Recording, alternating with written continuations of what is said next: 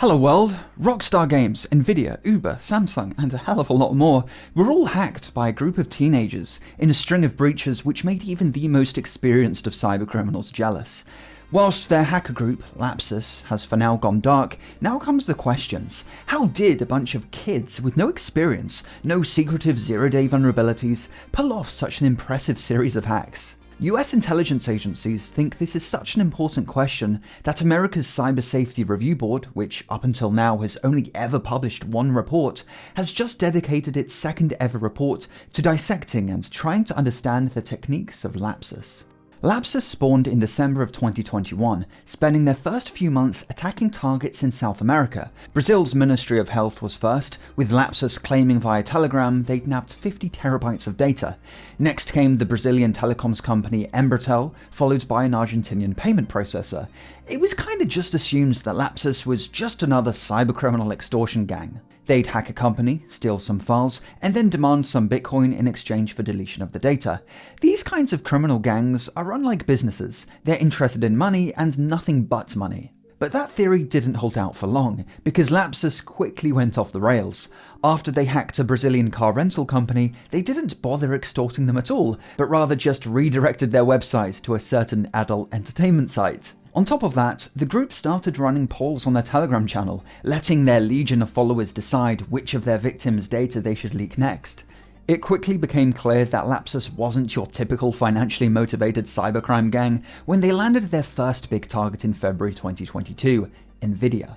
The group announced on their Telegram channel that they'd nabbed 1 terabyte of data, including schematics, drivers, and firmware. But instead of trying to privately negotiate a ransom payment with Nvidia, they instead made some very bizarre public demands that Nvidia should remove light hash rate limitations from their GPUs, something Nvidia was implementing at the time to bottleneck their GPU's crypto mining abilities, in a bid to make it easier for gamers to get their hands on graphics cards. Lapsus also demanded they should commit to open sourcing their drivers, something Nvidia was never going to agree to. In another of Lapsus's high-profile hacks that you'll no doubt be familiar with, one of their members breached Rockstar Games, stealing and then leaking top-secret gameplay of GTA 6. And in another of their hacks, they breached Uber's Slack server, again stealing and leaking confidential data. In total, Lapsus was responsible for well over a dozen hacks, some of them incredibly high profile, and they all took place within the span of only a single year, with such speed that the Cyber Safety Review Board said in their report that in some instances the operations almost appeared automated. Given the high caliber of victims, you'd think Lapsus would employ highly technical attack methods, but not really. One of the main techniques used by Lapsus was SIM swapping, but with a twist. In order for an attacker to conduct a successful SIM swap, they first need to obtain a bunch of information on the victim, like name, address, phone number, and so on. Typically this information might be obtained by phishing, but Lapsus abused something called EDRs, Emergency Disclosure Requests.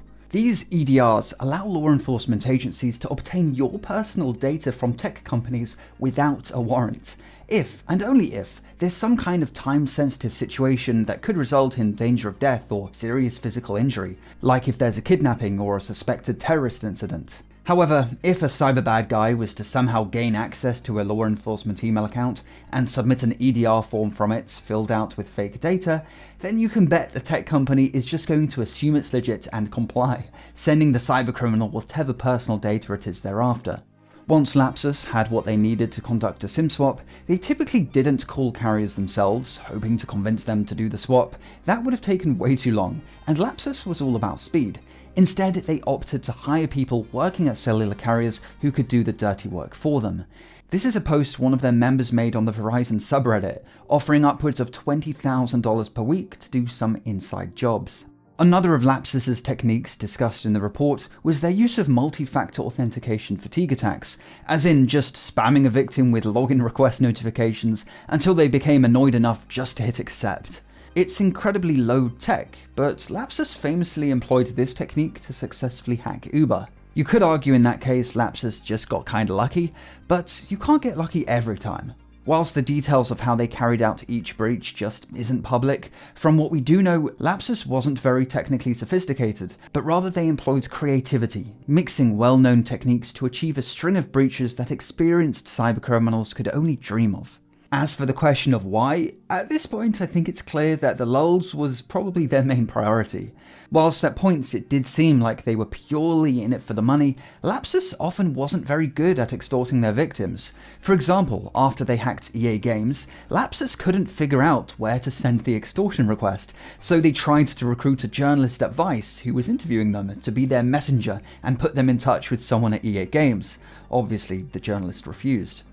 Lapsus also wasn't very good at OPSEC, because regardless of the fact that the FBI was hot on their trail for months, Lapsus unravelled all by themselves.